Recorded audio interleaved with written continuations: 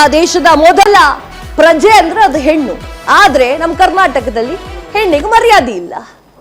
As a ಹೆಣ್ಣಾಗಿ and reporter ಆಗಿ ಏನ್ ಹೇಳ್ತೀರಿ?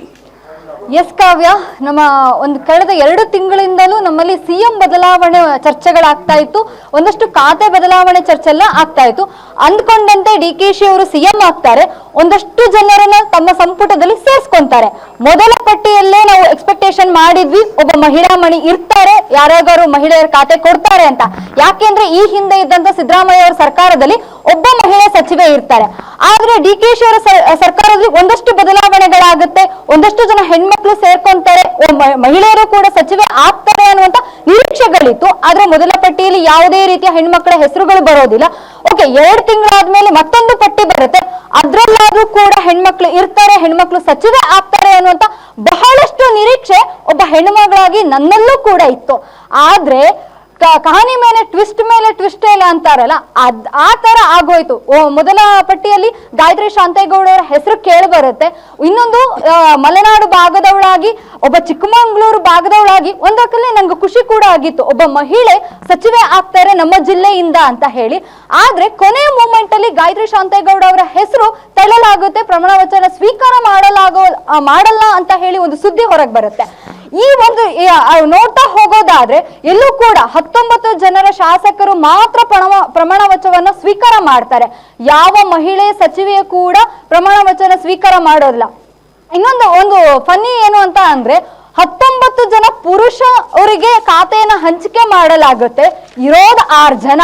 ಅವರಿಗೆ ಇನ್ನು ಖಾತೆಗಳನ್ನ ಹಂಚಿಕೆ ಮಾಡಲಾಗ್ತಿಲ್ಲ ಈ ಸರ್ಕಾರಕ್ಕೆ ಅಂದ್ರೆ ಎಂಥ ವಿಪರ್ಯಾಸ ಅನ್ಸುತ್ತೆ. 2 MLC ಇದ್ದಾರೆ, 4 ಜನ ಶಾಸಕೀಯರಿದ್ದಾರೆ. 4 ಜನ ಶಾಸಕೀಯರ ಬ್ಯಾಕ್ ಗ್ರೌಂಡ್ ಅನ್ನ ನೋಡ್ತಾ ಹೋದ್ರೆ ಒಬ್ರಿಗಿಂತ ಒಬ್ರು ಅದ್ಭುತ ಕಾವ್ಯ. ಯಾಕೆ ಅಂದ್ರೆ ಲಕ್ಷ್ಮೀ ಹೆಬ್ಬಾಳ್ಕರ್ ಅವರು ಶಾಸಕಿ ಆಗಿದ್ದವರು, ಈ ಹಿಂದೆ ಸಚಿವೆ ಆಗಿದ್ದವರು. ಅವರಂತೂ ಬೆಳಗಾವಿ ರಾಜಕಾರಣದಲ್ಲಿ ಲಕ್ಷ್ಮೀ ಹೆಬ್ಬಾಳ್ಕರ್ ರಾಜಕಾರಣ ಅಂದ್ರೆ ಎಲ್ಲರೂ ಕೂಡ ತಲೆದೂಗ್ತಾರೆ. ಇನ್ನೊಂದ್ರ ಕಲ್ಲಿ ರೂಪಕಲಾ ಶಶಿಧರ್ ಅವರು ತಂದೆ ಮಾಜಿ ಸಚಿವ, ಈಗ ಮತ್ತೆ ಹಾಲಿ ಸಚಿವ, ಒಬ್ಬ ರಾಜಕಾರಣ ಕುಟುಂಬದಿಂದ ಬಂದಂತವ್ರು, ಅದ್ಭುತ ನಾಯಕಿ ಕೂಡ. ಇನ್ನು ನಯನಾ ಮೋಟಮ್ಮ ಅವರು, ಅವರ ತಾಯಿ ಕೂಡ ಈ ಹಿಂದೆ SM ಕೃಷ್ಣ ಅವರ ಅಧಿಕಾರದ ಅವಧಿಯಲ್ಲಿ 1999ರಿಂದ 2004ರಲ್ಲಿ ಮಹಿಳಾ ಮತ್ತು ಮಕ್ಕಳ ಸಚಿವೆಯಾಗಿ ಕಾರ್ಯನಿರ್ವಹಿಸಿದವರು. ಅವರು ಕೂಡ ರಾಜಕಾರಣ ಕುಟುಂಬದಿಂದ ಬಂದಂತವ್ರು. ಇನ್ನು ಉಮಾಶ್ರೀ ಅವರು ಒಬ್ಬ ಚಲನಚಿತ್ರ ನಟಿಯಾಗಿ ತಮ್ಮದೇ ಆದಂತ ಅಭಿಮಾನಗಳ. ತ್ರಿಷಾ, ಇದೆಲ್ಲವೂ ಕೂಡ ಒಂದ್ಸಲ ಡಿಸ್ಕಷನ್ ಆಯ್ತು. ಆಸ್ ಅ ಹೆಣ್ಣಾಗಿ ನೀವೇನ್ ಹೇಳಕ್ ಇಷ್ಟಪಡ್ತೀರಿ? ಅದೇನೆ ಕಾವ್ಯ, ಇಷ್ಟೆಲ್ಲ ಅನುಭವ ಇದ್ದವ್ರನ್ನ ಇವ್ರು ಇನ್ನು ಸಚಿವೆಯನ್ನಾಗಿ ಮಾಡಿಲ್ಲ. ಎಲ್ಲೋ ಒಂದ್ ಕಡೆ ಇವ್ರು ನಡ್ಕೊಂತ ಇರೋ ರೀತಿ ನೋಡಿದಾಗ ಕೇವಲ ವೋಟ್ ಬ್ಯಾಂಕ್, ಮತ ಕೇಳೋಕಷ್ಟೇ ಹೆಣ್ಣು ಸೀಮಿತ, ಇವರಿಗೆ ಮತ ಕೇಳಕ್ ಬೇಕು, ಅವಾಗ ಲೇಡೀಸ್ ಕಾರ್ಯಕರ್ತರು ಹೋಗ್ಬೇಕು, ಮತ ಕೇಳಬೇಕು, ಇವನನ್ನ ಗೆಲ್ಲಿಸ್ಕೊಡ್ಬೇಕು, ಆಗ ಮಾತ್ರ, ಅಥವಾ ಕೇವಲ ಗ್ಯಾರಂಟಿಗಳಿಗಷ್ಟೇ ನಾವು ಸೀಮಿತ ಅನ್ನುವಂತಹ ಮಾತು ಕೇಳಿ ಬರ್ತಾ ಇದೆ.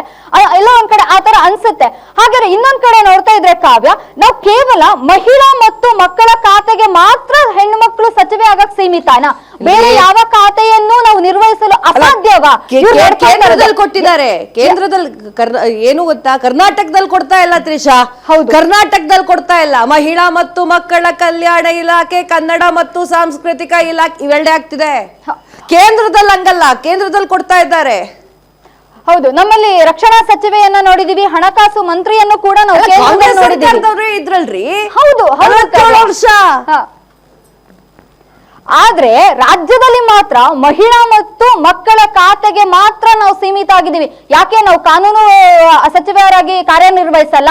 ಯಾಕೆ ನಮ್ಮಲ್ಲಿ ಎಷ್ಟೋ ಜನ ಲಾ ಮಾಡಿದವರಿದ್ದಾರೆ, ರಾಜ್ಯಶಾಸ್ತ್ರ ಸಾಕೋತ್ವ ಪದವಿ ಪಡ್ಕೊಂಡವರಿದ್ದಾರೆ, ಎಲ್ರು ಪದವೀಧರರೇ, ಯಾರು ಕೂಡ ಎಜುಕೇಶನ್ ಇಲ್ಲ ಅನ್ನೋ ತರ ಯಾರು ಇಲ್ಲ. ಬೇರೆ ಖಾತೆಗಳನ್ನ ನಿರ್ವಹಿಸಕ್ಕೆ ನಾವು ಅಸಾಧ್ಯ.